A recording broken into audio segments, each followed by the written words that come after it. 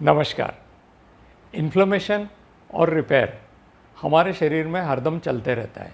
जैसा पिछले वीडियो में मैंने बताया कि हमारे जीवन शैली में जो कुछ भी हम करते हैं, खाते हैं, कुछ भी करते हैं, तो उससे हमारे शरीर में इन्फ्लेमेशन हो सकता है। और ये इन्फ्लेमेशन को कम करने के लिए हमारे जीवन शैली को नियमित करना बहुत ज़रूरी है। हमारे शरीर को सक्षम करना बहुत ज़रूरी है कि वो ये इन्फ्लेमेशन को कम करे और इन्फ्लेमेटरी प्रोडक्ट को हमारे शरीर से बाहर निकाले ताकि हमारा शरीर स्वस्थ रहे। हमें जो करना है वो 3 महत्व की चीज़ें हैं उसमें आती है। एक है निद्रा।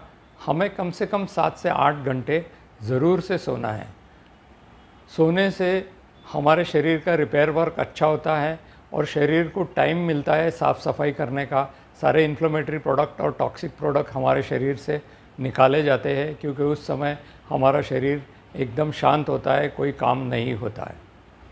इसी तरीके से एक्सरसाइज हमें रेगुलरली करनी चाहिए। एक्सरसाइज से हमारा पावर हाउस की कैपेसिटी बढ़ती है और ये पावर हाउस की कैपेसिटी के कारण ऊर्जा पैदा होती है हमारे शरीर में और ये ऊर्जा इन्फ्लेमेटरी प्रोडक्ट और इन्फ्लेमेशन कम करने में हमें मदद करती है। ये ऊर्जा से हमारा रिपेयर रेट भी बढ़ता है। तीसरा है तनाव यानी कि स्ट्रेस। महत्व का जो मानसिक स्ट्रेस है वो ज़्यादा महत्व का है। वो इसलिए कि 2 इमोशंस होते हैं मानसिक स्ट्रेस में। एक होता है क्रोध यानी कि एंगर और दूसरा होता है फियर यानी कि डर। तो ये दोनों चीज़ें पे हमें ध्यान रखना चाहिए कि हमें किसी चीज़ से गुस्सा नहीं होना है, क्रोध नहीं होना है। क्रोध होने से इन्फ्लेमेशन हमारे शरीर में बढ़ता है। और दूसरा है डर। किसी भी चीज़ से अगर डर लगता है तो उस चीज़ को आप या तो सामना करें या उस चीज़ को हमारे जीवन से हटाने की कोशिश करें। जो आखिरी की और महत्व की चीज़ है वो है डाइट यानी कि भोजन। हम कुछ भी खाओ, हर भोजन के कुछ न कुछ प्रॉब्लम्स होती है और आज के ज़माने में हमारे लिए पॉसिबल नहीं होता कि ये खाए और ये नहीं खाए। तो सबसे सिंपल तरीका क्या है कि हम वो सारी चीज़ें कम खाएं। एग्ज़ाम्पल के तौर पे कार्बोहाइड्रेट्स यानी कि sugar, cold drinks, bakery products, ये हमें कम से कम खाना चाहिए। ये कहने के लिए बहुत आसान है लेकिन फिर भी हमारे दिनचर्या में कई बार हमें खाना ज़रूरी होता है। तो हम क्या क्या नहीं खाएं और क्या क्या खाएं, ये सबसे बड़ा प्रश्न हमारे सामने रहता है। कम खाने का सबसे आसान तरीका है, जो आप समझ रहे हैं वो नहीं है। कम खाने के 3 तरीके मैं आपको बताता हूँ। पहला है फास्टिंग यानी कि उपवास।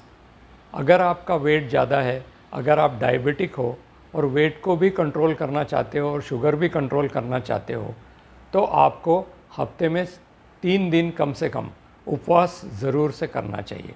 उपवास का मतलब है 24 घंटे का उपवास, यानी 24 घंटे के बाद ही आपको खाना खाना है। उसके बीच में कोई स्नैकिंग नहीं करनी है, कुछ भी नहीं खाना है। सिर्फ भूख लगे तो आप आधा कप छाछ पी सकते हो, ब्लैक टी, ब्लैक कॉफ़ी या फिर ग्रीन टी, इसका ही सिर्फ सेवन करना है। इसके अलावा कुछ भी खाना नहीं है आपको। फास्टिंग के बाद आता है टाइम रेस्ट्रिक्टेड फीडिंग, जिसे हम TRF कहते हैं। उसका मतलब ये होता है कि हमें रोज़ 16 से 18 घंटे की फास्टिंग करनी चाहिए। जितना आप लंबा फास्ट करोगे उतना वो शरीर के लिए अच्छा होता है क्योंकि शरीर को टाइम मिलता है साफ़ सफाई करने का जो और टॉक्सिक प्रोडक्ट हमारे शरीर से निकालने का। क्योंकि जब हम नहीं खाते, फास्टिंग स्टेज में होते हैं, उस समय हमारे शरीर में कुछ केमिकल्स और हार्मोन्स ऐसे निकलते हैं जो हमारे शरीर को साफ़ सुथरा रख सकते हैं। तीसरा है रोटेशन ऑफ फूड, यानी कि हम जो कुछ भी खाते हैं उसे रोटेशन में खाएं। एक साथ में इतना नहीं खाएं कि उसके टॉक्सिक पदार्थ या प्रो इन्फ्लेमेटरी प्रोडक्ट्स हमारे शरीर में जमा हो जाए और हमारा शरीर उसे निकाल ना सके। फॉर एग्ज़ाम्पल, सीजनल फ्रूट्स खाना चाहिए। अगर मैंगो की सीज़न है तो मैंगो खाओ, अगर केले की सीज़न है तो केले खाओ, एप्पल की सीज़न है तो एप्पल खाओ। तो इस तरीके से सारे फ्रूट्स रोटेशन में होते हैं। तो ये सीजनल फ्रूट और वेजिटेबल्स को रोटेशन कहते हैं।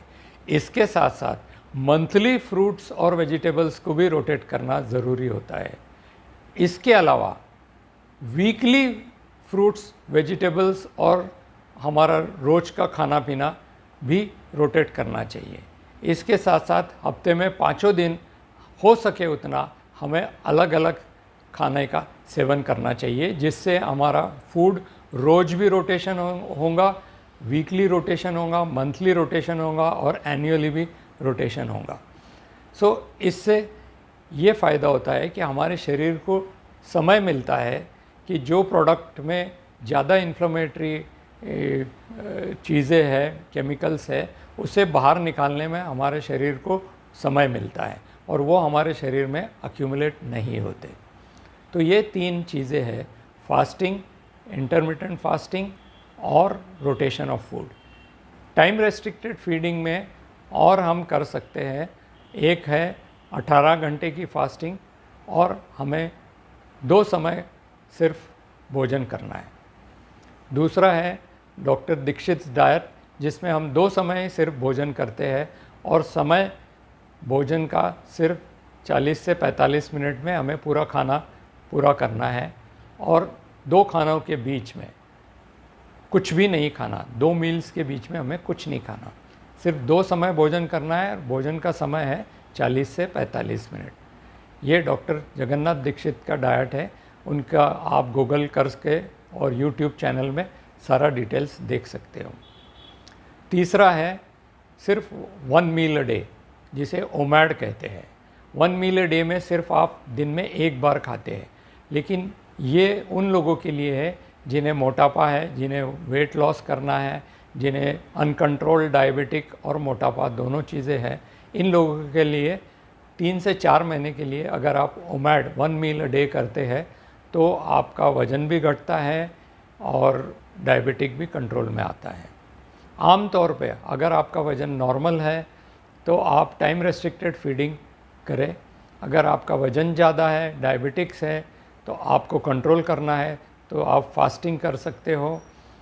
हफ्ते में 3 दिन 24 घंटे का फास्टिंग, या फिर डॉक्टर दीक्षित डाइट कर सकते हो, जिसमें खाने का टाइम रेस्ट्रिक्टेड है। 45 मिनट में आपको पूरा खाना खाना है और दिन में 2 बार खाना है। तो आपको समझ में आया होगा कि कम खाने का मतलब ये नहीं है कि आप 2 मिठाइयों की जगह रोज़ 1 मिठाई खाएं, वो नहीं है। कम खाने का मतलब ये है कि आपको एक निश्चित समय पे 45 मिनट के समय में ही जो कुछ भी खाना है वो सारा चीज़ें आप खा सकते हो। पेट भर के चाहे तो खाओ, जो अच्छी चीज़ें लगती है वो खाओ, लेकिन उसका खाने का समय सीमित होना चाहिए और बाकी के समय पे आप भूखे रहेंगे। जितना टाइम तक आप फास्टेड स्टेट में रहेंगे उस समय बहुत सारे हमारे शरीर से केमिकल्स और हार्मोन्स सिक्रेट होते हैं जो हमारे शरीर को साफ़ सुथरा रखने की कोशिश करते हैं। तो इन्फ्लेमेशन कम करने के मैंने सारे नुस्खे आपको बताए कि भोजन में क्या क्या करना है, क्योंकि भोजन हमारे कंट्रोल में नहीं है। कब खाना ये हमारे कंट्रोल में है, क्या खाना ये हमारे कंट्रोल में बिल्कुल नहीं है। इसलिए इसका मॉडिफिकेशन करके ये तीनों चारों चीज़ें मैंने आपको बताई। इसी तरीके से निद्रा हमारे लिए बहुत महत्व की है, एक्सरसाइज हमारे लिए बहुत महत्व की है। मानसिक तनाव को कम करने की हमें ज़रूर कोशिश करनी चाहिए और इसके साथ साथ नशीले पदार्थों का बिल्कुल उपयोग नहीं करना चाहिए, जैसे कि तंबाकू हो, शराब हो और कोई भी ड्रग्स हो, दवाइयाँ हो। इस तरीके से बगैर कि डॉक्टर की सलाह से हमें नहीं लेना चाहिए। इसी के साथ धन्यवाद। जय हिंद।